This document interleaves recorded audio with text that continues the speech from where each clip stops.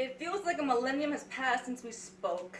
The time spent away wasn't because I wanted to push you away, but because that was our unfortunate fate. You left me behind to my expense, and the cost was costly as I'm now in debt with all my past sentiments, and I don't know how to cope, so I. Never mind. It feels like a millennium has passed since we spoke, so I made the mistake of asking God to find you another purpose in my life. God, remember the days they were still by my sidekick, my best friend, my buddy, my pal with the light tint of feelings I wish didn't exist. Please bring them back. When you ask, you may receive.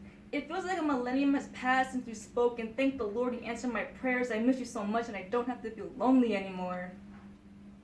It feels like a millennium has passed since we spoke, but you finally reached out to me. It's been a while since my heart was beating this fast. It felt like an overdose on drugs or something as my mind was racing at the thought of having you back. God really meant it when He said, if it's meant to be, He'll come back. However, I forgot that. A millennium had passed since the last time we spoke.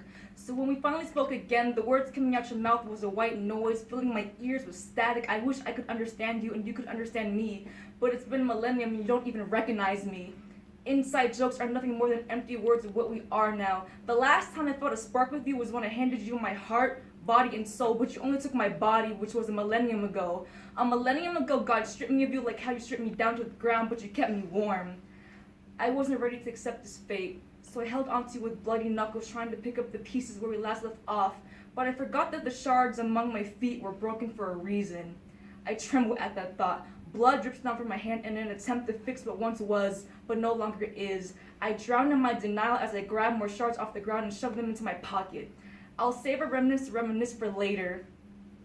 I throw the last thread of hope onto you, but you laugh at me. You reach for the insides of my pockets and you laugh at me. These glass shards were our only last memory, and you let them fall to the ground carelessly, shattering into smaller pieces, and you laugh. I can't stop writing poetry about you, and you laugh. The you I once loved is you that no longer exists. I emptied out the remains of my pockets, slitting my hand with no thought, letting myself bleed for you again, and said goodbye for the last time. When I say I'm not coming back, I'm not coming back. So I turned around and you laughed.